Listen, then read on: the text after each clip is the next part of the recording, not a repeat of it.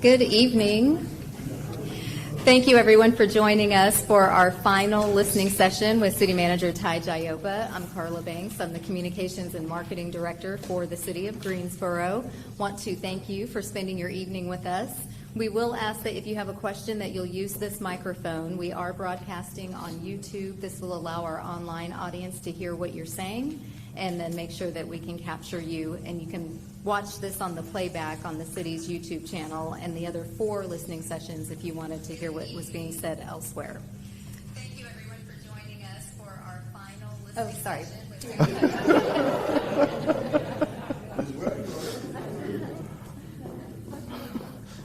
That was my own interruption. Now, I know you all have questions or comments, so because we have such a large group, if you wouldn't mind one question at a time, and then we'll circle back around if you have another question. Any questions that we don't get to this evening, if we run out of time, you can email me, and then we'll make sure to get the answers to you via email. And at this time, I will, you're online on YouTube. If you want to use the chat, then go ahead and send your questions in the chat, and we will make you part of our discussion.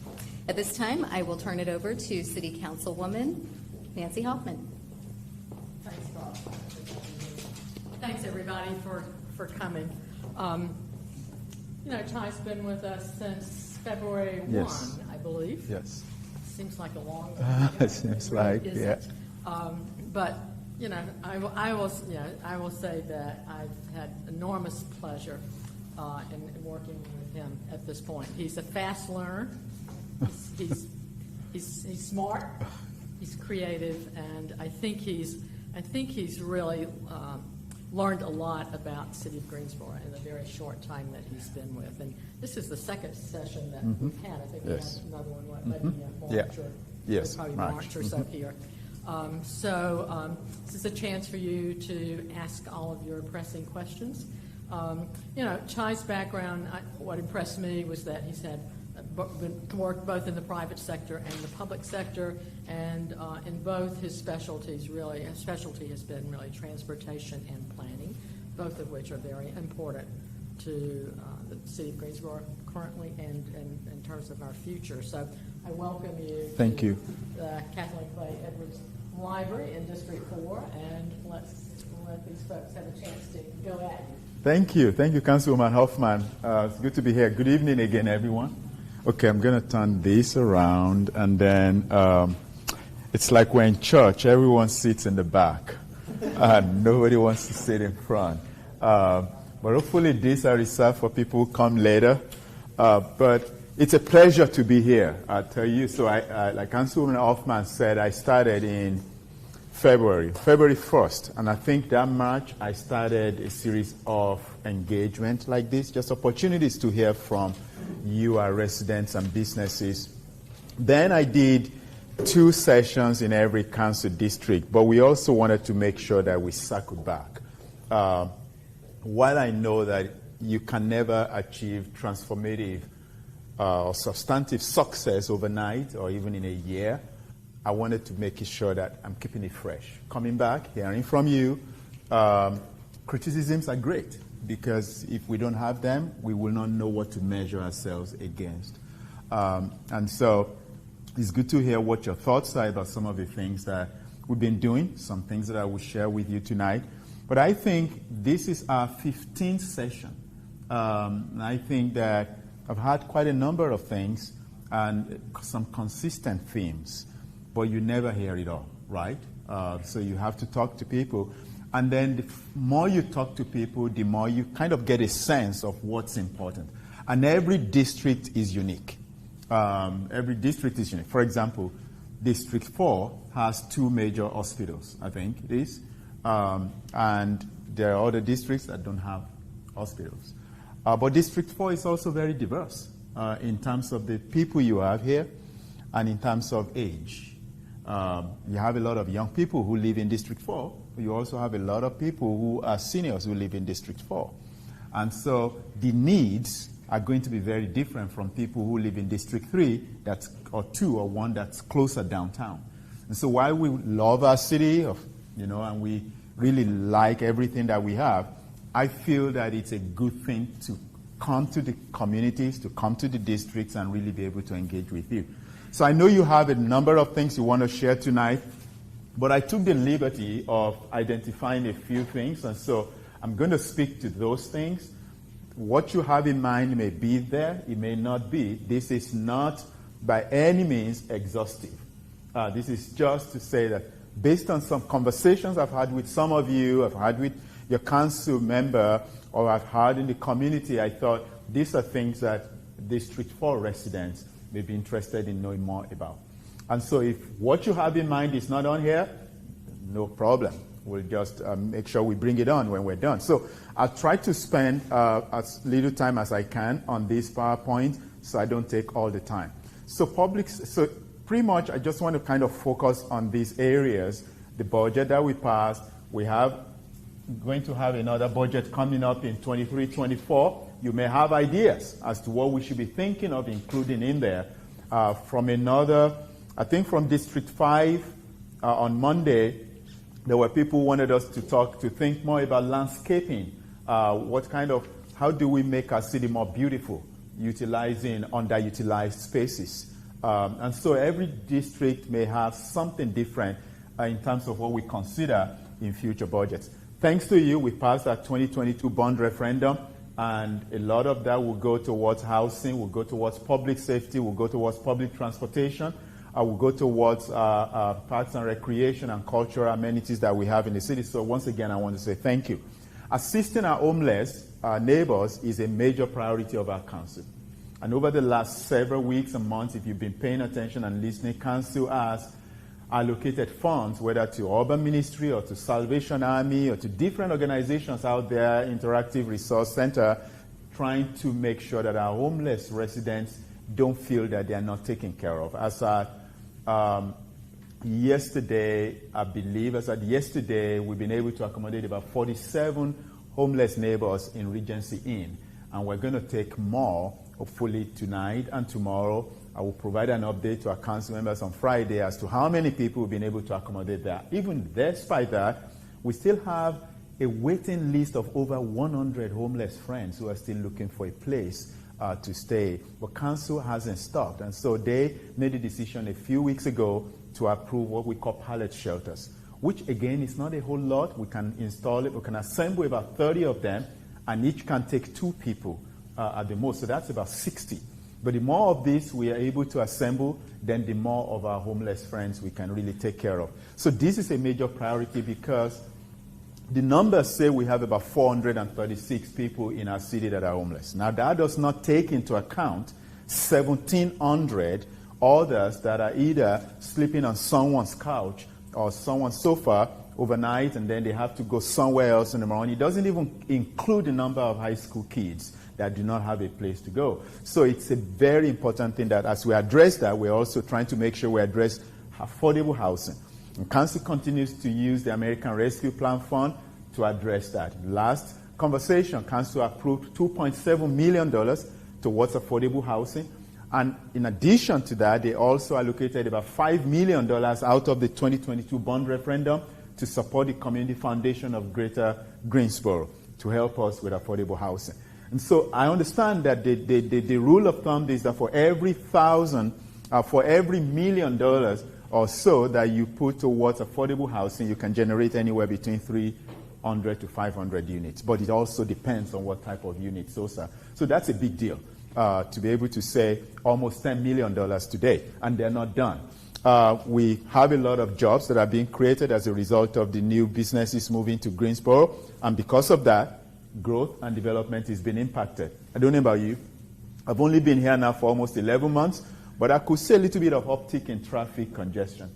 And I can tell because I'm new, right? And so places that would take you 10, 15 minutes can easily become 20 minutes. And so how do we make sure that economic development, growth and development do not diminish the quality of life of our residents? Is going to be very important. So we plan together. And then, of course, these two are linked together, public safety and the search for a police chief. Some months ago, Chief James went to take a very nice job, he calls it, in Chapel Hill. Great guy, wonderful man. We still talk every now and then to get some ideas from him. But then we've had interim Chief Biffle, who has been wonderful over the last several months. But we're getting close to hiring a new police chief. And that's very important. I said to District 5 residents on Monday, it's one, I believe, of the most important decisions that a city manager will make in terms of putting the safety of our residents and businesses in the hands of a police chief. That's very critical. But it's also important that we understand that where we are when it comes to that process. We've engaged the community. We've got a lot of interest, both from internal candidates and also nationally. We've actually got a lot of national interest. We're getting to a point where we can actually inform council this coming month of December who the candidate is that we're going to be calling our police chief. I am hopeful that by December 31, we'll make a decision. If not, it will have to be very early in January that we make that decision. And as we do so, it's very important to talk about where we are when it comes to what we're doing with our public safety.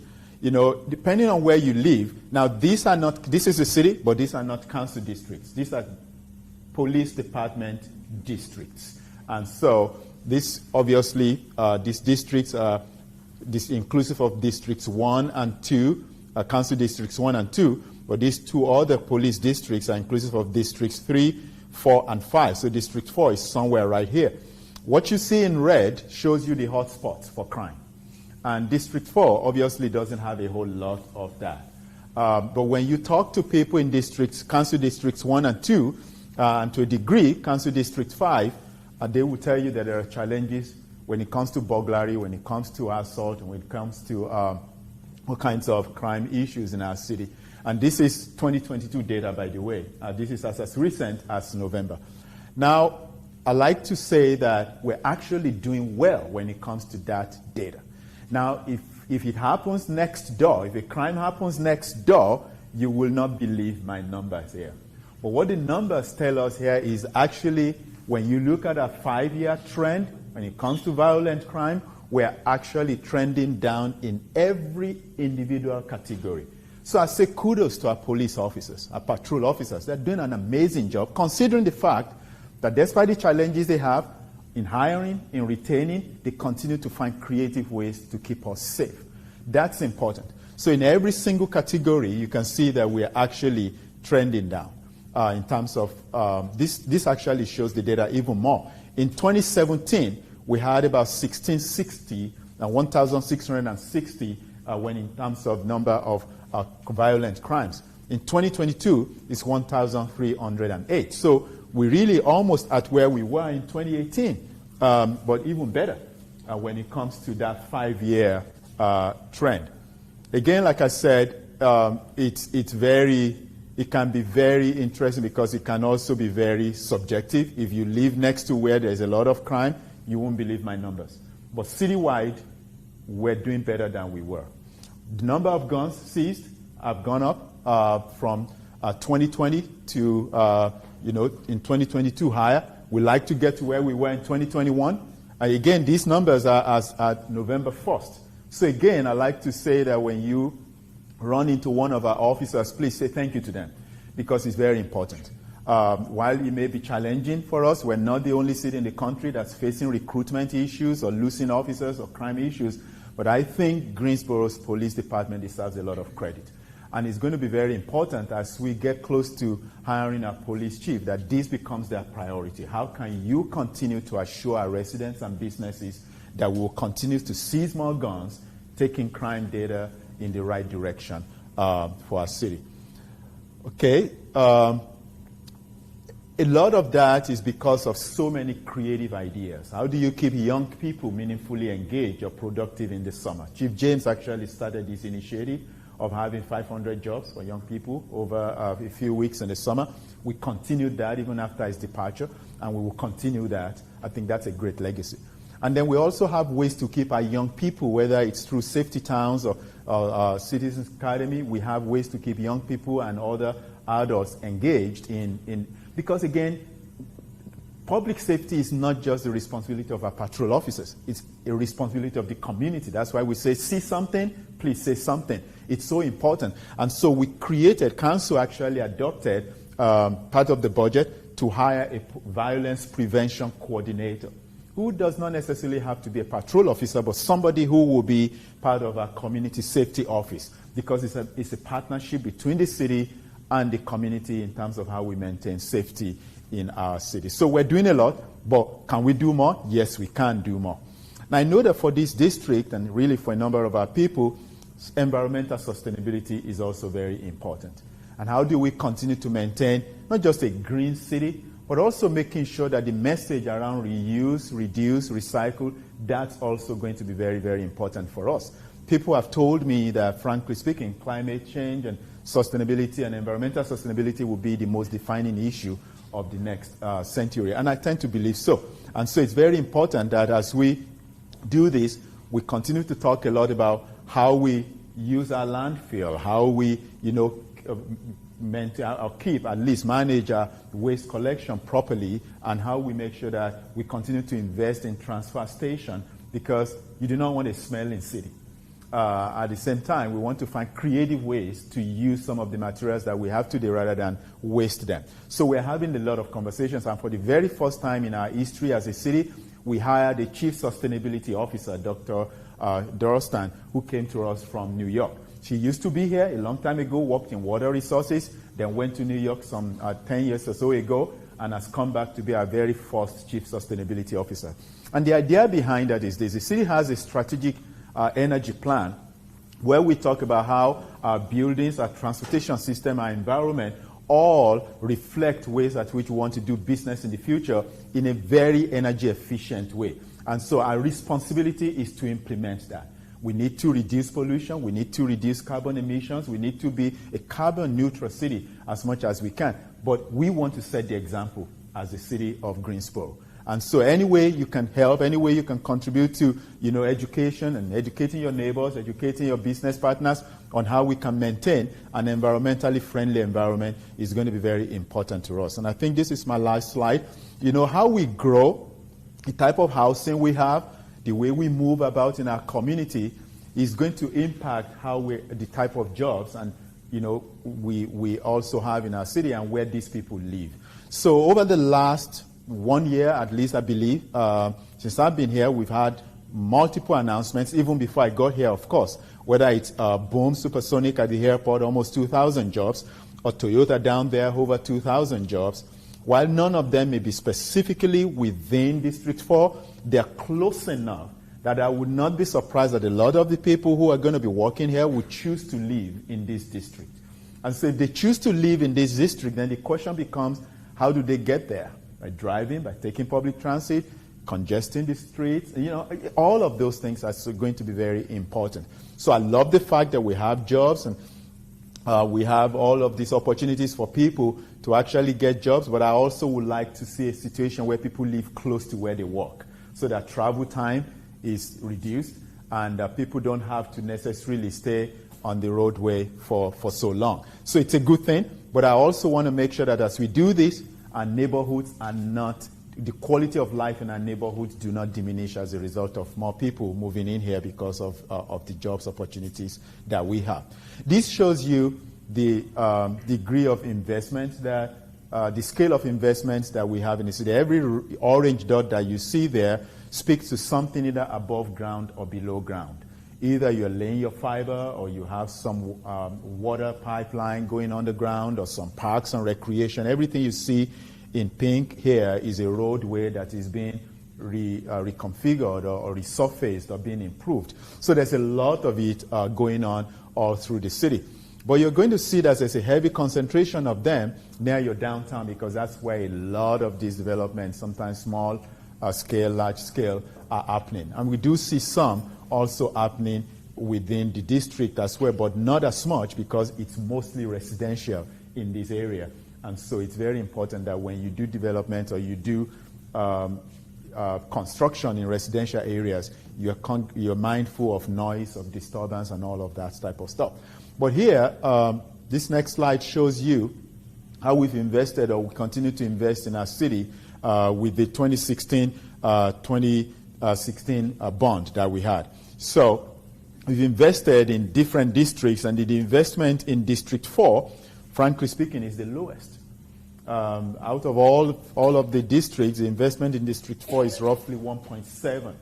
Not because the city doesn't like District 4. No, that's not the reason. It's often because there's a lot of other types of investments that are coming into District 4 that may not necessarily be at the same magnitude of what you have in other districts, but they are nevertheless very important. So you should have this sheet of paper with you, and that speaks specifically to District 4, that over the last couple years, we have invested in the Arboretum in terms of the bridges.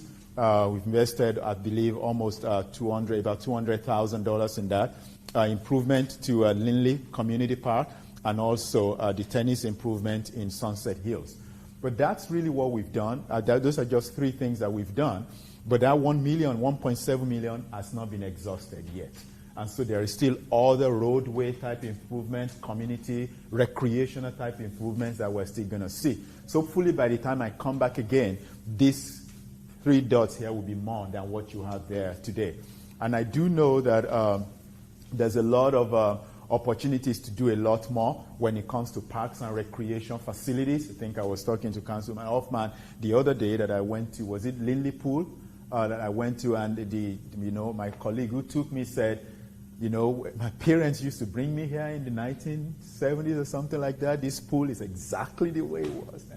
And so we have a responsibility as a city, understanding that our infrastructure is aging. And how do we make sure that we invest in them and we improve in them? And some of those infrastructure that are aging are actually in District 4. And it's very important for us that as we do our capital planning, that becomes part of our conversation. So hopefully when I come next time, there will be more information to share on that. I think that's actually my last slide to share with you. So again, I covered a lot of grounds, but those are just thoughts that I felt, things that you wanted to hear. It may be that you came tonight and none of those things was the reason you came. But it could also be that you want me to elaborate on any one of those, and I'll be happy to. So I'll stop at this point. If there are questions or comments, please feel free to step to the mic. And if there's anything online, I will be happy to respond to them as well. Thank you, sir. I think we have young man. Thank you. Well, when I came here tonight, I came to listen. I didn't think I was going to speak.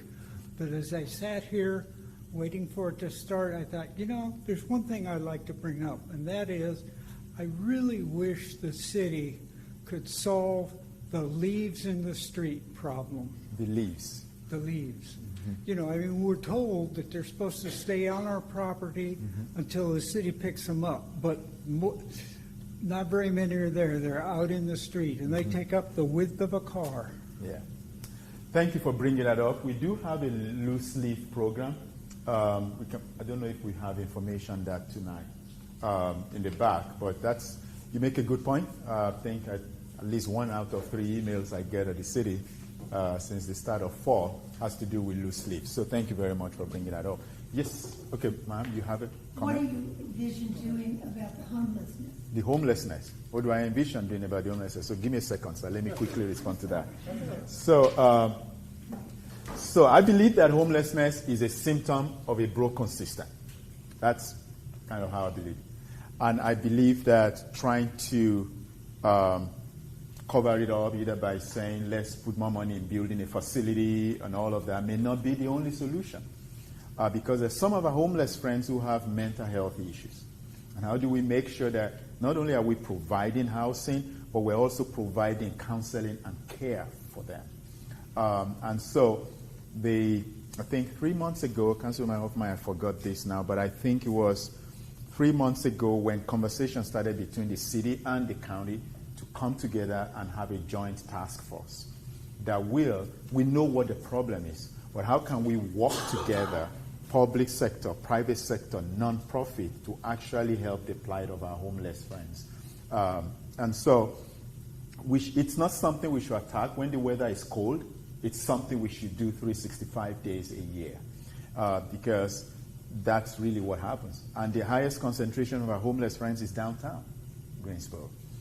So housing them is important, but so is also making sure that they have access to counseling and health care. But it's also important that we do not criminalize homeless people. And that's very important. And so council has tried as much as possible to provide, kind of dance that fine line between taking care of them, but also making sure, because there are some homeless people who are very aggressive, who attack people, who go to businesses. And I think we got an email, was it a couple days ago, of a homeless friend who went in and hit another person, a physical assault. And so that's not acceptable. And so on one hand, we will arrest those who do that. On the other hand, we have to also know that those who do are not in the majority. And so we have to make sure that that is not the way we see every homeless person. So we're looking at this from different angles. As a matter of fact, I came here tonight from a meeting of Chair Alston, Mayor Vaughn, and a couple of our council members. We brought in a speaker from Tulsa, Oklahoma, the chief of staff to the mayor, to talk to us about how they're addressing their homelessness in Tulsa. A range of ideas that he shared with us that we think will be very helpful for us to implement even as a city. So we have these meetings, I think, every 2 weeks to kind of discuss how we can begin to manage this properly so it doesn't get out of hand. Yes, sir. I actually had two issues, but I'll just take one since it's... Yes, I think they want you to speak into this. So, Sure. please, you can actually. Why don't you bring both of them I'll up? hand this to you when I'm done. Okay, great. Yeah, so you can have it for the record. Appreciate that. My name is Jim Bennett, and I appreciate you being here to Thank you, sir. talk with us. And I appreciate Nancy Huffman for getting this together and doing what she's doing. But I want to bring up the issue of the Windsor-Chavis No-Cho Park. All right. And what I think is the enormous amount of money that is projected to be spent on that. I think we passed a bond allowing $40 or $50 million for that project. Yes. And I think we've already spent $10 million for an architect. Not yet. No, we Yes? have not. No. We don't have a contract with No, an we architect? don't. We haven't spent anything on the architect yet, but keep going. Do we have a contract with him? We do not have a contract, I don't believe. No. We do have. We had a contract with an architect that came up with a concept before now, Yeah. but we have not signed any contract for anyone to actually translate that. We haven't spent $10 million No, we have on not architect spent that. fees? Not on that. And we don't propose it? Well, we will spend money. I just don't know how much it will be on design. Yeah.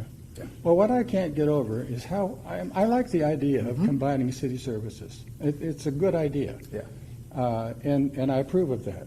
But I can't get over what I think is a mind-boggling number. 60, 80 million, $100 million for a project like that when we have homeless problems, crime problems, environmental problems. It just seems that this is being done under the radar without much publicity. And I would like to see a whole lot more transparency Okay. and a whole lot more oversight of what's going on with that project. Okay, I agree with you. So, can I speak to that a little bit? So, we did, prior to my time, and I have seen this, we engaged the community. We spent time with an architect, I think out of Raleigh or Durham, or a planner, and some community engagement staff to kind of go out in the community and talk about if you were going to have a novel idea that's not just a park and rec facility, but also has a community center, a library, a swimming pool, a music place for people to go. idea. Just not $100 million. What would that look like? So we had a consultant that did that, and I believe it wasn't up to 10 million. I think that was only in the thousands. But that project did not go forward, at that time, because we wanted to make sure that, first of all, will the bond referendum pass? If the bond referendum was to pass, then that's where you get some of the funds that will go towards it. But what that conceptual thing did was to give us an idea what the cost could be. If you were to build it, this is what the cost could be. It did not really set a number, it just gave you an idea, because concept can only do that.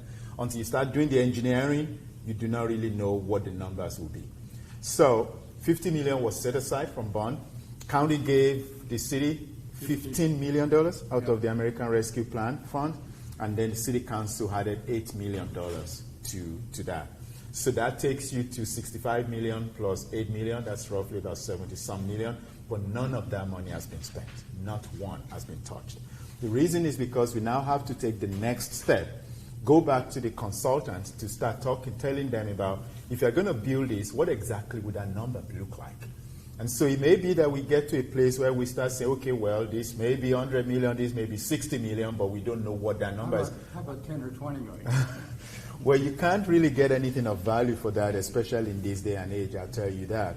I've been through enough projects in my career to know that when you say 60 million in 2017, that could easily be 80 million or 100 million in 2020. The county is planning to build 2 buildings for homeless. Mm-hmm. Long-term facility for drug abused homeless, Yes. long-term facility for mentally ill homeless. About $5 million a piece. Now that sounds reasonable. It's possible, but you have to think about the cost of operating it as well. So I'm not often worried about how much it costs to build something. I'm more concerned about what did it cost to operate it. You could buy something for $2 million and you could operate it for $5 million every year.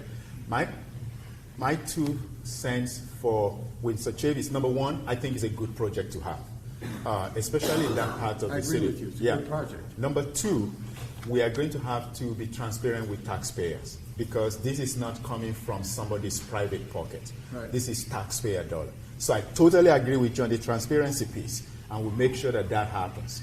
We're also talking to some private entities that I cannot mention right now that can also contribute their dollars into this. If this number goes up beyond what it is, I don't want to go back to taxpayers. I want to see if there's some private entities that can help with it as well. I don't want you to come back to my I'm sure you don't want me to. But I can tell you we will be transparent. There's something on our website, I think we call it Project Trackers. It allows us to be able to track capital projects, whether they are road projects, transportation projects, bridges, and things like that. This will fall in that category. So you'll be able to see how we're spending everything. I have heard from a number of council members that we should also do value engineering. Is this really the number? We need to look at that clearly. And that's going to be one of the charge we give to the ultimate construction contractor, who will take a good look at it. But we also want to make sure that whatever is built is done in a sustainable way, not using cheap materials, but using sustainable materials, environmentally friendly and efficiency, so that you save money, not just in building it, but also in operating it. But I hear you clearly. That number sounds like it's kind of huge. But when you think about it's never been done in any city in the United States before. Greensboro will be the first one to actually combine a library with a community center in one place. It doesn't seem like rocket science to do that. It doesn't seem like it, but when you see the design, it's very iconic. And it's something that we should be proud of. But I hear you. I think we have to be mindful of the cost. We have to also think about how much will it cost to operate it every year. Not just build it, but also operate it every year. And what will be the return on investment over time? So those are questions, again, like Councilman Hoffman said, I came from the private sector. Those are things that are important to me as well, not just from the public sector guy who is talking to you, but also from the private sector guy who looks at everything as to how do I get the best bang for my buck? And that's, that to me is how we're going to be looking at not just the Winsor Chavis project, but also any major project that the city invests in. Does that help? You still look skeptical, but I'm very skeptical. Yeah, but I can assure you that we'll be transparent on this. We will keep coming to council. They will be asking the hard questions. I mean, your council will ask very hard questions of me. She's called me. She's met with me about this project. Wants to make sure if this is done, when this is done, it has to be done in such a way that the community knows how it's been done. And how We spent about $84 million on Tanger Center. But it's yielding fruit. Oh, yeah, it's used. I'm not complaining about that. But how can we spend $80 or $100 million on a rec center in a library? That's just I think too much money. Well, I hope that at some point we'll be able to go back and revisit and say, oh, wow, you know what? Okay. I think we're doing something big here. So, but I'd like to take your comments if you don't mind. Thank you so much. I appreciate it. Yes, ma'am. I just wanted to add something onto that and have a different question. Oh, yes. Sorry, the mic. Come up to the microphone, Catherine. Thank you. My only concern about Chavez is tracking its use. You know, I think it's terrific that we're going to be building this, but I would just like to say, as a suggestion, maybe that it could be built in increments, like phase 1, phase 2, phase 3, when you're determining your costs. And as you open phase 1, track how many people are really using this, you know, and look at it in your projected idea as something, here's a smaller version of it, as opposed to the larger. I'm a zoning commissioner, so I saw So the you know, plans you saw the for plans, it, and yeah. it's really fantastic. Yeah. But I just, you know, my only concern is that an area of town that is going to actually utilize it? So that's all I'm saying. Good question, and thank you for bringing that up. Two things. I like the idea of phasing, but sometimes the challenge with phasing is that by the time you get to phase 2, projected costs It's huge. pretty much puts the project done deal. You're not Yeah. doing it again. Yeah. And so if you can get everything done the first round without breaking the bank, you try to do it because it's value. Now, not far from that location is Gateway Gardens. I believe it's been very well used. I believe this will be well used. I had a conversation with I had a conversation with the president of Guilford College the other day, Kai Fanbury. And I said, Kai, how many of your students come from East Greensboro? And he told me, he gave me the information. I said, okay, how many of them struggle to get here because they're not able to drive this far? So, you know, the Windsor Chavis Noco could be an opportunity for you to have a satellite campus, a space in that building where some of your students who come from East Greensboro, rather than come all the way here, their professors could actually meet them there to speak to them. He thought that was a brilliant idea. It is. We've approached a number of banks, because when you look at that location, from East Helm and Gate City all the way down, there is no full-service bank. There's no medical facility either. We've spoken to a number of banks if they could partner with us to actually have presence in that space as well. That way, you take services to people Yes. rather than let them go somewhere else for it. So it's a very resourceful building. If we can do it the way it's envisioned, you know, you've seen the structure. Incredible. It looks really great. It will have concept to is come down to wonderful. programming. How do we program to make sure that its use is 100%, if not more, over time? We have an award-winning Parks and Recreation department that I'm proud of, and I'll put them against any other in the country. And they've done a very good job of making sure that Gateway Gardens or any of our parks have been programmed and used very well. But again, it's a government facility, so you can only charge so much. What I'd like to see happen in the future is that we have a public-private partnership, that some of these things that we do, it will be privately funded. And so there will be a way, because when it's in private hands, there's a way they can maintain it. My challenge with having it private funded then is then they charge people for using it, and in the process, some people may not have access to it. So I think that's one of the things that we say about Windsor Chavis, is that it gives opportunity for a lot of people who don't have access to things within a mile of that space to have access to those things. So I know that's a long way to answer your question, but I just really think that it boils down to programming. Okay.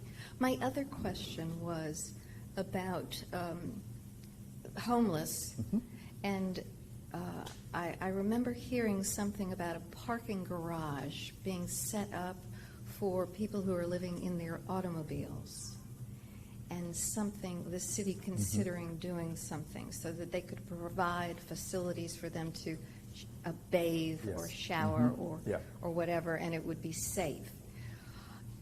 Your long-term vision, because I don't know if it will happen for this winter, but your long-term vision, do you see the city doing something like that to help all these people that are going to be evicted from their homes? Yeah.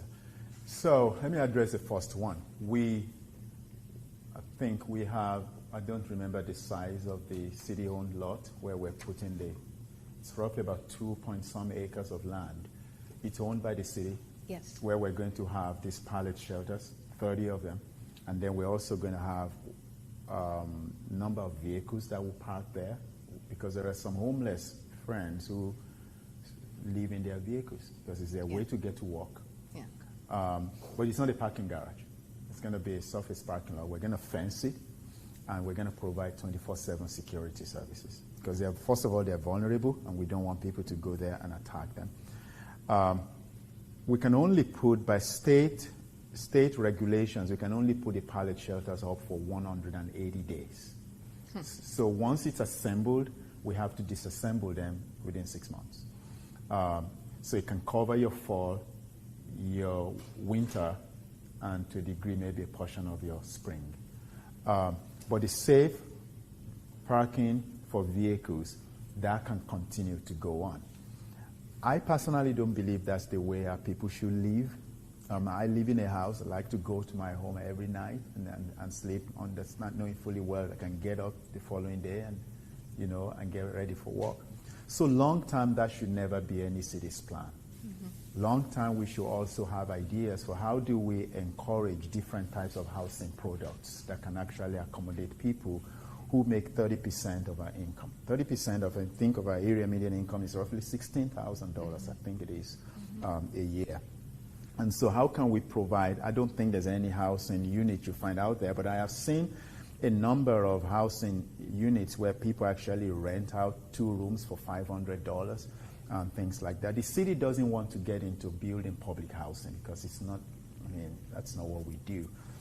So long term, it's going to have to be a joint effort between us and the county and private investors to find a way to take people off the streets into a safe environment. We went and looked at a property, I think it was, that actually has a place where you could have an on-site nurse and counselor. That if you were to have homeless people in there, you also have people who can actually take care of them while they're in there. And so there are different ideas, and I'm just kind of telling you everything that I know we're working on right now. You mentioned parking garage. There was a group that was feeding homeless people in one of the downtown parking garages, and I had to issue a letter to them to desist from doing that. I did that because, number one, I don't believe it helps anybody's dignity to feed you in a parking garage. It exposes you to danger, people driving. It exposes you to unhealthy environment with all the fumes and all of that. Well, I get it that they were not happy that I did that, but it's also because I feel that the fact that people are homeless doesn't mean they have to lack dignity. We've got to find a better way of treating them. So short term, it could be that we're doing something for 3 months, for 6 months, but long term, it will have to deal with how do we provide the type of housing that people can live in without having to break their bank. Thank you. Thank you. I appreciate that. Yes, sir. Thank you. Yeah, because they're recording it because of people online. Appreciate it. I'm associated, my name is Angelo. I'm associated with Jet Black Empowerment. Okay. It was founded by Dwayne Jones in memory of his son that passed away from an accident. He does homeless charity downtown in Greensboro. Okay. He was just recently told he can't do it no more in the location he was doing it unless he pay a fee. So is there some type of way that he can have that fee waived so he can still give out the charitable goods? He does it on a Sunday for 2 to 3 hours in the morning time. He gives them clean underwear, socks, toiletries, clothing that they might need. But he started his organization as a nonprofit. He's not trying to make any profit. He gets a lot of charity donations from different businesses as well as different parties. But what I'm trying to say is to pay for a short amount of time, the dollar amount that I think was like $100 just to be down there in the auditorium by the sprinklers section where the majority of the homeless sometimes congregate is that by Tanga Center? I'm trying to... By the Tanga Center, before the Tanga Center. Okay, all right. The park area where the sprinklers and everything. Okay. He tries to set up there because that's where they more or less congregate and pass out the items to them. Okay, that's by Libawa Park. Yeah. I think it is. No. It's on Elm Street right before Tanger. Okay. On the right-hand side. Oh, okay, yes. Across from the art museum. Okay, yes. Okay, I know where you're talking about. Okay, all right. But $100. Yeah, he was, I could be mistaken Okay, about all the right. course, but he was told he can't set up there no more. Okay. And he's trying to help, just like we were saying, trying to help the homeless. And he's not trying to feed them, he's just trying to give them some encouragement. He's helped a couple of them get a job so they can get off the street. But if his resources are being limited because of that area, he doesn't want to go to an area that might be susceptible to other people coming to try to do harm. He just want to be in a safe location. Okay. And he is looking to, like I said, give to the community, help the community with the resources. Sometimes a clean pair of underwear, Yeah. t-shirt, toothbrush means a lot to somebody who doesn't have a lot. And that's what he's trying to do. But I don't know who told him this directly. It may not have been anybody from the city. I think it might have been a police department.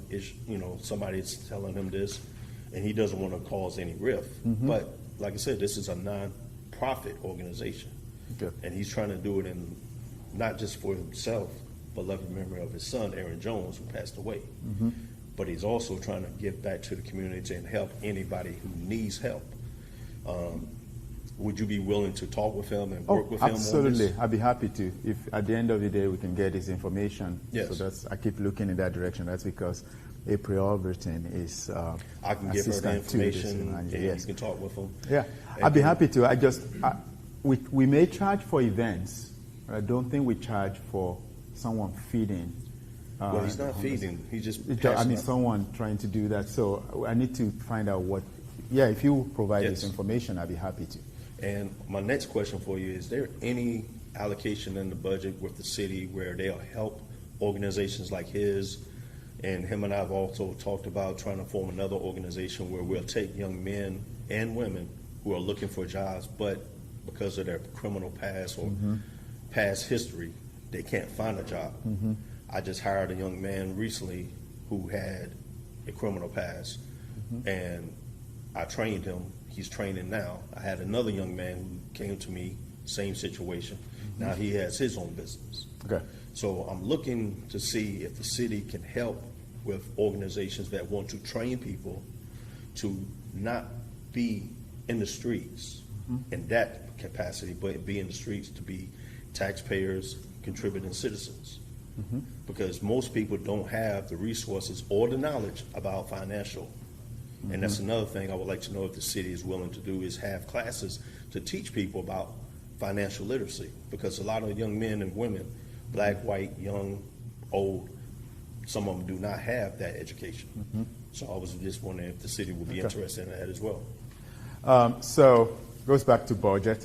This past budget, the city manager makes recommendations to council in terms of what they spend the dollar amount on. It goes from supporting the chamber to supporting the downtown Greensboro Inc. to supporting, Greensboro Urban Ministry. So it all depends. And I think that if people make their ask to the city, my responsibility is to go to council, and I make the recommendations to them, and they, bless it or not, and then we go from there. But council is always, let's say, the 8 priorities the council believes are very critical to moving this city forward. Assisting the homeless is one of them. Investing in an equitable manner is one of them. Affordable housing is one of them. And everything you said seems to fall into 1 or 3 of all of those. So if you have an organization the city will not give individuals money, because again, this is taxpayers' dollars, right? But if you form an organization and you're doing something in the community and you want to send a letter to the city to consider, we will consider that. That's not a guarantee that it will be done, because there will be 101 other organizations that will also approach the city for that. But we try to look at everything through that lens of priorities as to. If you could just work with them, that would be great too, because sometimes knowledge from one organization to another organization will help everybody. Yeah, Because so people just don't know where to go. So there are organizations that provide a lot of education and outreach. I don't know if we do. Yeah, okay, yes, Guilford Works, yeah. You have literally a department that partners with the county and the city that does just. So Guilford Works, yeah. We work with employers to provide education to get those workers to the level that they need to qualify for jobs. So we can definitely get your information with our director of that department, because they do partnerships as well, but that is a high area we have in the city. What I also think is talking about financial education too, right? They do that as well. We also have through the Human Rights Department. Okay. Thrive GSO, they specifically help the reentry portion that you mentioned.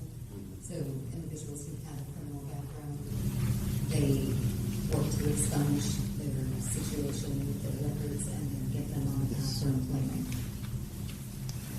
Yeah. Thank you. Thank you, Nancy, for this, because this is my second one. Yes. I think you just began. I We did a remember. Zoom meeting. Yeah. And I want to predicate my comment/question with two things that you mentioned during that meeting. You provided a nice history of your family, your roots, how you got here, Yes. you know, from Grand Rapids, which I'm from. Portland, I believe, was an area, as well as Charlotte. But you mentioned two things. You said it takes you about 15 or 20 minutes from your house to drive to go to work. Then you decided to take the bus. Do you remember what you said? How About long? an hour and 41 minutes? Yes. So that was really, that hit me hard, because I thought, how do we go from point A to point B Yeah. unless we drive in this county or city? The other thing was, you mentioned the 6 colleges, universities that we have. How do they Work travel? together. Yeah. So bicycles, pedestrians, lives matter as much as cars. We have an EV company from Vietnam. We have another EV company, Toyota. Yeah. We have the #1 company in the United States that builds electric buses. And you're in transportation. Yeah. So my question to you is, how are we going to move people other than vehicles? Okay, thank you. When was the last time you were in Grand Rapids? I was there September. Did you use the Silver Line? Rapid? Yeah. Yeah, that's you. Yeah. I worked on that. Yeah, there it is. It's really cool. It is. And, Yeah. You know, it took you an hour and 41 minutes. Yeah, to get it to should the not be. house. I actually know a family who sold their vehicles after we implemented the Silver Line in Grand Rapids and decided to be a one-car family because they lived at the very end of the line and it was just convenient for them to come in. So that's great. I still go to Grand Rapids every now and then. I have friends there. But I tell you, so we are pulling out transit out of the Department of Transportation and creating its own department. I think everything is about leadership, right? So, and then we will hire a transit director to actually manage that. Once you do that, you set in motion a series of events that can allow someone to come in and re-envision, remap what your entire mobility system has to be. And so hopefully we'll get that person hired by this December or January. But the first order of business is for them to launch what we call a Mobility 2045 plan.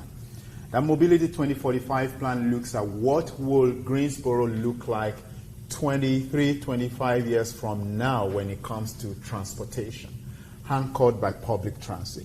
Something that goes maybe from on your gates, from both sides of Gate City, from east to west. Something that also goes maybe on Wendover if you can. There are some corridors in this city that just lend themselves to amazing transit lines that we haven't really used. And the transit guy in me totally salivates over this every time I'm driving on this corridor and say, wow, there are 3 lanes on each side. You could run a train through this, you could run a bus through this, and it could pick people up. So I think that that's what that mobility plan will look like. Now, it will not just focus on transit. It will focus on bike trails. It will focus on sidewalks improvement. It will focus on other means of mobility. How do you connect? So if you're riding your bicycle, how do you take it to get on a bus and all of that? So we are going to be working on that. One thing that may be of interest right now is, 2 things that may be of interest right now is that part of council budget adoption back in June allows us to be able to reconfigure some of our buses right now the way they operate. If you take the buses, they usually will go downtown before they go somewhere else. That should not be. That's called your hub and spoke, right? Where you have to go to your hub and then go everywhere from there. So what we're trying to do is to take the most productive routes and make them cross-town routes. That you do not have to go downtown to get to where you need to go if you're using this. So that's a good thing. And we haven't implemented, but we're working very, very hard on getting that launched as soon as possible. The second part of it is that we are also looking to council if they will be okay with it over the next several weeks to implement the trolley system on Elm Street that could go from one end of Elm, well, I shouldn't say one end of Elm, that will go from Elm and Gate City all the way to Revolution Mill. I think that, and it will go on Elm Street and Yanceyville. I think that has a way to really turn up our downtown, but it also has a way to get people interested and curious about transit as you use it. It will get a lot of young people interested, but if you're also going to Tanga, it means you don't have to drive to be looking for parking. You could park somewhere, get on this shuttle or trolley, and it will take you right there. And so the different things we're looking at and we're bigger than Grand Rapids. Our population is about 100,000 people more than Grand Rapids, but we're further spread out. So I still take a bus from the house when I know sometimes that I may not have a whole lot of things to do. I do take it. It takes me about an hour, 41 minutes. But if I take the train from Greensboro Amtrak Station to go to Charlotte, it takes me an hour and 29 minutes. So someone going from here to Charlotte will get there on train before my bus takes me from home to work. That's not acceptable for a growing city. I totally agree with you on that. But again, I can't guarantee that it will be done tomorrow or today, but we have set in motion things that will change that way of traveling. So let me take this lady first, since you already went, and then, if you will, thank you. Do you have any question? Okay, we do have a question on that, so after you go there. Yes, ma'am. You mentioned at the beginning Yes. that our district has 2 hospitals. Yes. And that gets me to the question of, I'm sure there are districts that have no hospitals or no medical facilities. Yes.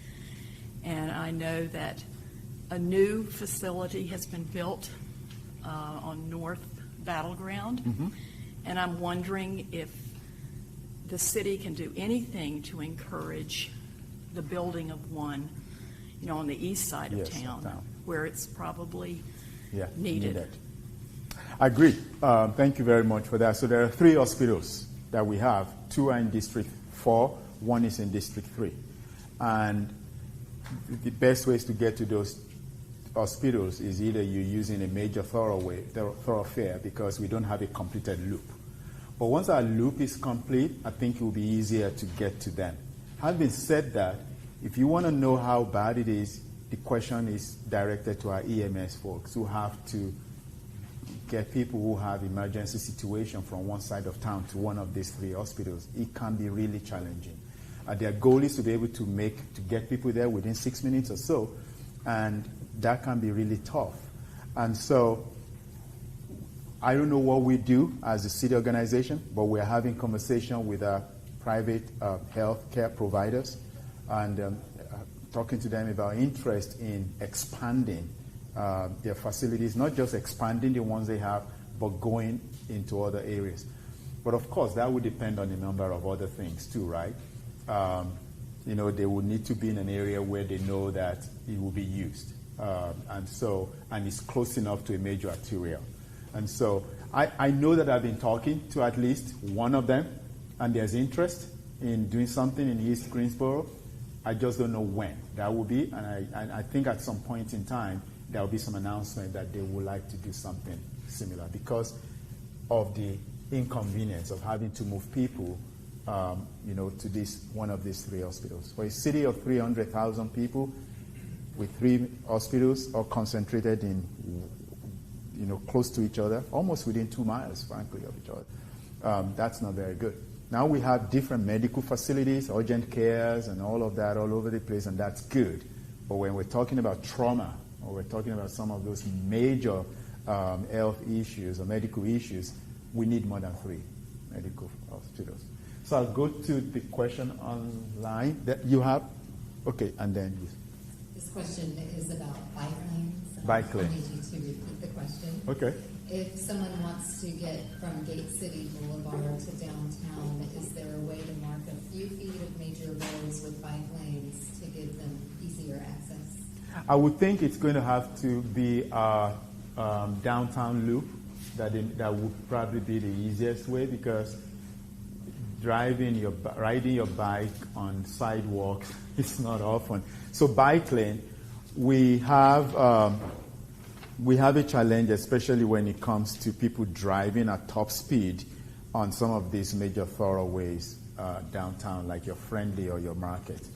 And if you're going to have a bike lane, I would like a situation, frankly speaking, where we begin to convert some of those wide boulevards into two-way streets and allow opportunity for people to be able to actually have bike-only lanes on some of these corridors. So it allows retail businesses to boom, but it also allows people to be able to get to where they need to get to without having to drive.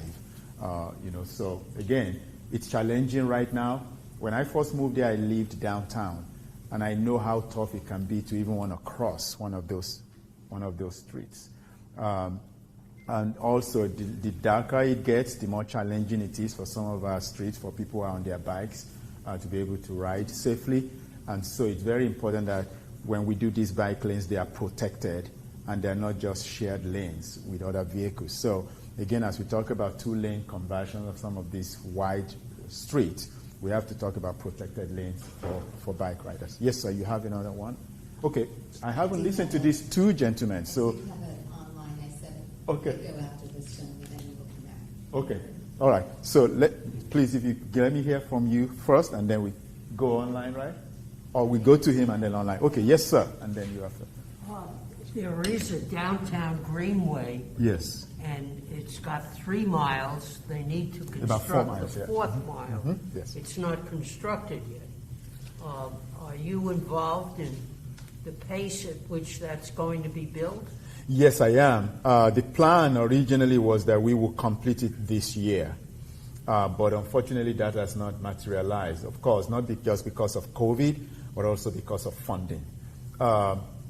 I do know that we submitted a request for funding to complete that 1 mile. I think it's roughly 1 mile gap. And I'm hearing that we got the funds, but I need to confirm that that is true. And if that is the case, then we might actually have that 1 mile done within the next year. And a bike is a good place for that. Mm-hmm. And it is. People getting out there and using it yes. is really important. I don't know how your plans for promoting its use, mm-hmm. but it is vital that it not just sit there.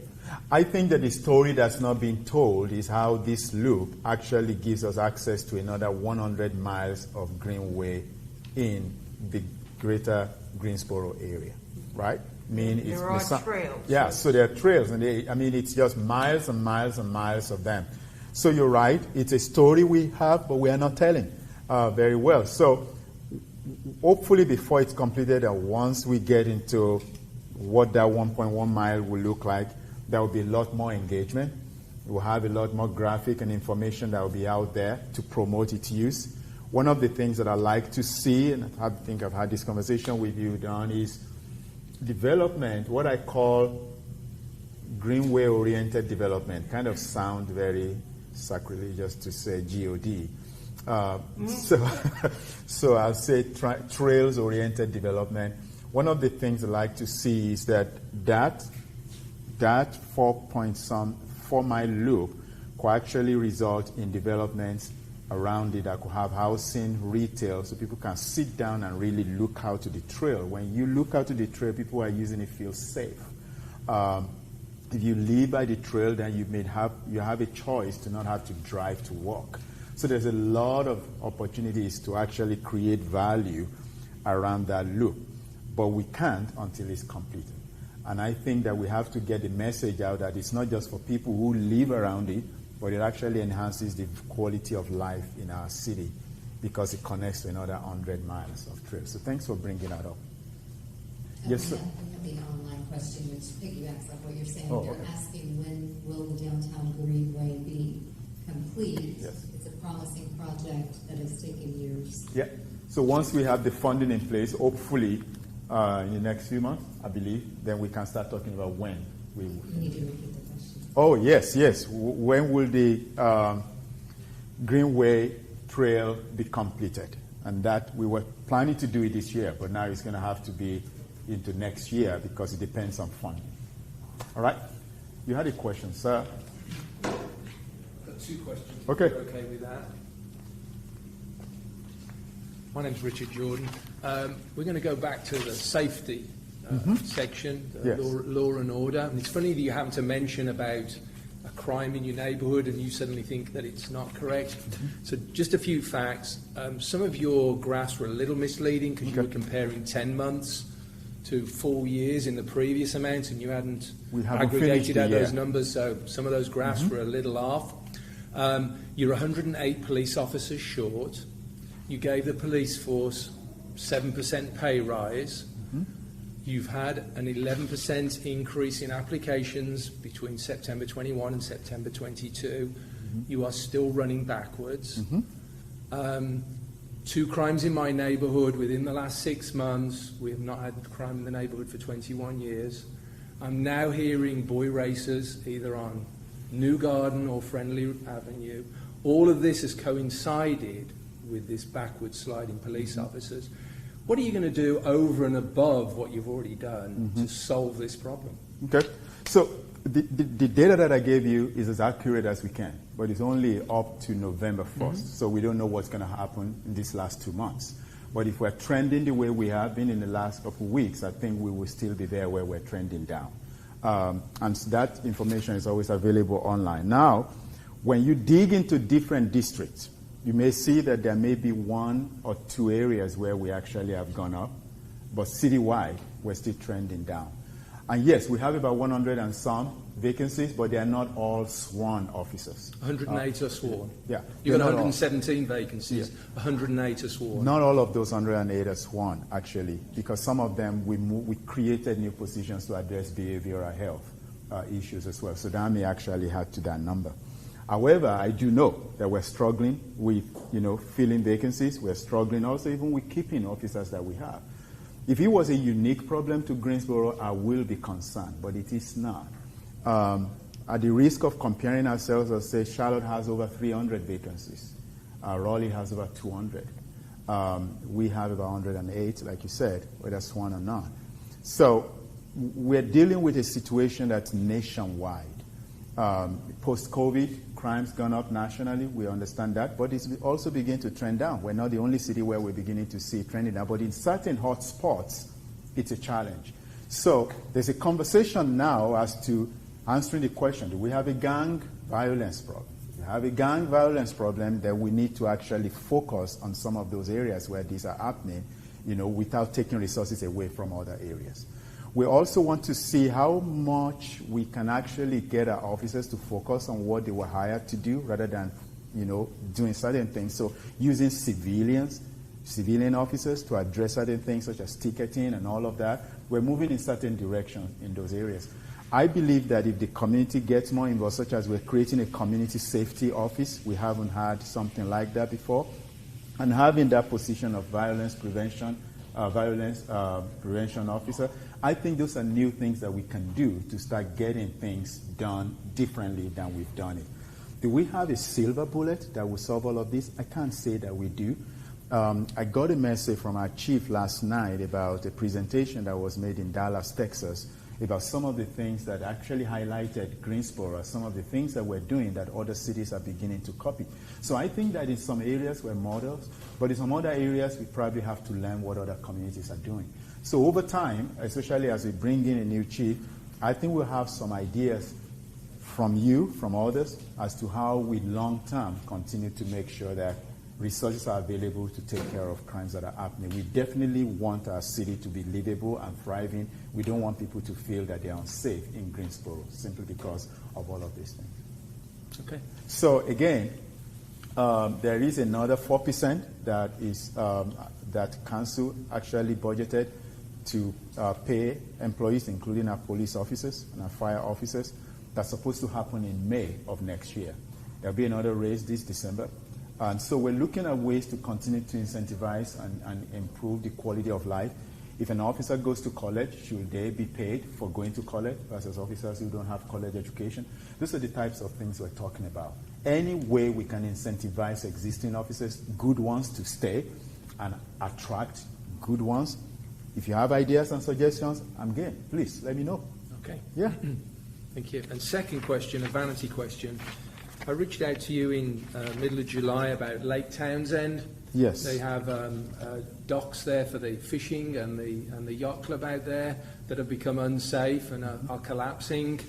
I got a response from Carla Hoover telling me that from the city, she's a special program superintendent, telling me that there's funds available, and yes, it's an emergency, but nothing's been done. And the people, the users of the docks out there have raised $26,500 themselves in a pledge drive. But somehow we seem to be. She's telling me that it should be done. It's imminent, which was back in July. We seem to be stuck. I could do with you nudging somewhere. Clearly, we've got the funds. There's money in a pledge drive. We've got a problem that needs fixing. Let's get it done. Let's get it done. I remember your email came right about the budget, the time we were discussing the budget. And so Carla probably responded to you after the budget adoption. So we do. So probably need to have a conversation with somebody. But thank you. And it kind of leads into, she did tell me about this, that you could vote for special budgets around the city. Yes. It was a little misleading. You could only vote for projects within your district. Oh, for PB? Participatory budget? Yes. Well, in District 4, it was a water fountain or a bench in a park that I don't use, but I wasn't allowed to vote. The docks were there, and I thought, perhaps we should open up those. Perhaps you should have 2 levels of that special for local projects and stuff that benefits the whole city, that you can vote for the discretionary budget to be spent on. Okay.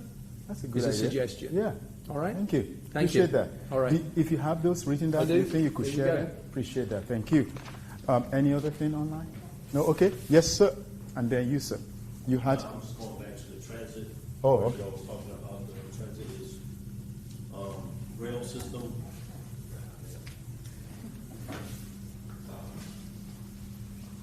Where's the net? Nah, the rail system, are y'all going to incorporate one like Charlotte has, where they have the transit electric trains going through? Oh, yeah, the blue line. Those are expensive. And I'm not sure there will be another city in North Carolina that will have one. Just go for about $100 million a mile. Is it possible? Yes, it is possible. I think there are technologies out there right now that can allow you to actually... I came into Greensboro thinking we may never be able to have a light rail system because of that very reason, the cost. But what I'm hearing right now is that there are some other models in the market that could be less than half of that cost. And if you build it well enough, you might actually be able to build it cheaper. And so, is it possible? It is possible. But I managed light rail projects before, and I always tell people, be careful what you ask for at the end of the day. Because it looks cool, it looks wonderful, it looks great. The reason that the Blue Line was successful in South End is because it was an existing rail corridor, an existing industrial. But when rail starts to take people's properties or going behind your property and you don't like the noise, everybody wants to fire that manager. So be careful what you ask for is what I would say. I would say that the most important thing about transit is not whether it's rail or not. It's can it get people to where they need to go in a timely manner, in an efficient manner, and in a reliable way. People want dedicated. If it's dedicated like a rail, then businesses can depend on it, and therefore property values can go up. And, I love that, and it's wonderful. But we can do it, and it doesn't have to be rail. It just has to be that we can dedicate something to it. I mean, we just talked about Silver Line now in Grand Rapids. It's not a rail system, it's a bus system. But I remember before it came online, property values around it were already going way up. And so can we do something like that? I think so. Because when you do rail, you have to dig. And think about months and months of inconvenience to people who use that road because they won't be able to drive on it. What about a rail system on the loop? If the loop belongs to the state, there's only so much I can do with it. But I do know that the state has a plan with the Amtrak corridor. So they're adding one more train car, and the goal is to reduce the hours of travel. But that's really much what I can say about that. Yes, sir. I want to talk about ARP funds. ARP funds, okay. Yeah. The city got about $59 million. Yes, for, $59 million, yes. For ARP. Why? We've been talking here about homeless. We've been talking about transportation needs. We've been talking about finishing the Greenway. Yes.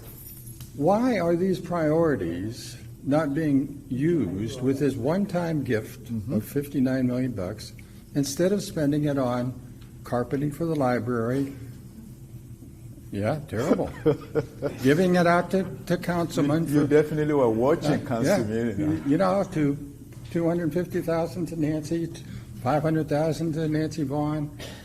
I mean, that doesn't make sense. We should spend that money on once-in-a-lifetime opportunity to do something big. Do a transit system. We're just spending, we got our priorities mixed up on ARP money. I thank you for being very candid with your comments tonight. And that. So we've got $31.9 million left of that 59-point-some million that the federal government gave us. And everything that we've proposed and recommended so far, disagreed with or not, they followed federal guidelines.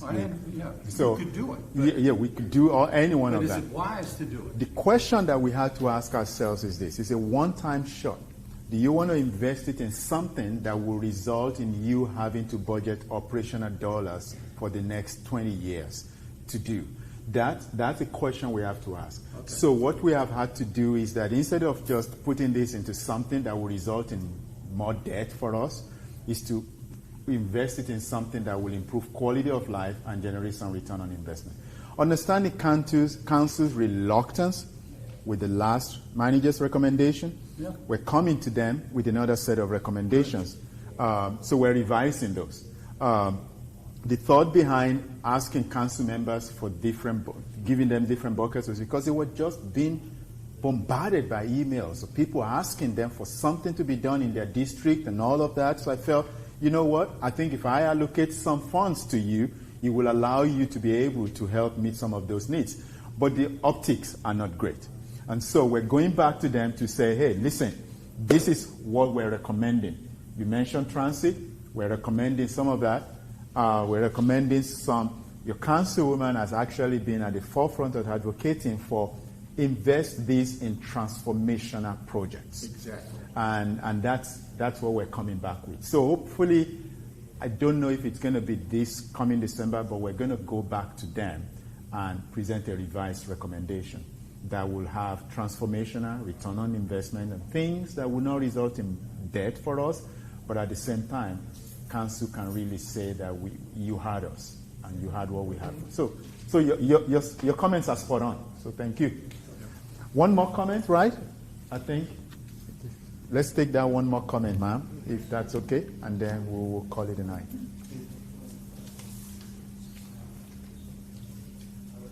Thank you, sir. My name is Lynn Allison, and I'm a member of the local Audubon Society. Yes, yeah.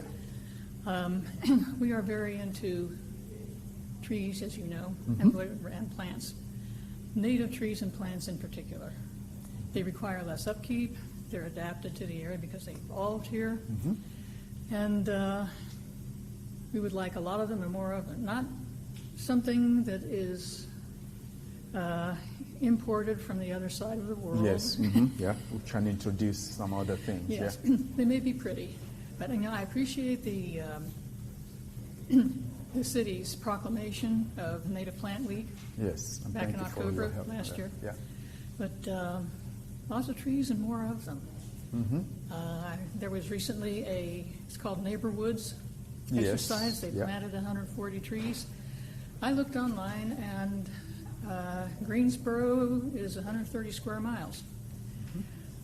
That's not even, 2 trees per square mile. So more trees and more of them would be great. That's true. You're right. Put the green back in Greensboro. That's one of the things that attracts people here. It did me, and other folks have mentioned it, the Greenway, all the others. Yeah. Yep. Thank you. I've actually met with the Audubon Society. I think that, in fact, we just had another conversation. And so as we take another look at our strategic energy plan, that is part of that conversation too. It's not just about having an environmentally sustainable city, but also how do you have a city that has the green tree coverage, which could really keep Makes it cooler. heat down, and also helps our birds, and there's just a whole lot of benefits to it. Absolutely. And so our comprehensive plan did not really focus a whole lot on that, but our strategic energy plan will focus on that, especially with our new Chief Sustainability Officer in place. So thank you. Thank you, sir. I think you're the second person in the second listening session, the one we had on Monday and then today, that actually has brought this up. So thank you very much. Excellent. Yeah. Thank you. Thank you. Well, I'd like to say thank you to every one of you for taking the time to be here tonight. Your time is valuable. Like Carla will always say, you could have gone somewhere else, but you chose to be here. And really appreciate that. But please, even though we may stop this meeting tonight, don't stop reaching out to us. Please, I really appreciate that. Hearing from you helps us. It helps me as a city manager when I ultimately go to council with whatever recommendation we make. No comment is too light or too flimsy. We'll kind of take a good look at everything. So while she's sitting there, she's actually documenting what we've been saying tonight. And so we'll review it together and look forward to that ARP recommendation is coming. And I believe that next year we'll have an opportunity to come back again, but probably done differently. I was telling Dr. Oakley of GCS, I'd like to have a joint town hall with her in 2023, so we can talk about schools, we can talk about growth, we can talk about land use, and talk about all of these things. I'd like to talk about our young people, how we can keep them in our city so we don't lose them to those other places. I'd like to talk about, a city where people actually believe that when you leave colleges, the jobs are here for you, and you can find housing here, you can do business here. We're a community of immigrants, and, we have a lot of people from different parts of the world here. And, when you do that, then you have to reflect people's diversity in every area. So I love being here in Greensboro, and I really thank you very much for being here tonight, and I will continue to make sure that we stay in touch. So thank you very much, Councilman. I don't know if you have any other thing to say. No, just again, thank everyone for coming. And you know how to get in touch with me. And Yeah. you know how to get in touch with the city manager as well. Thank you.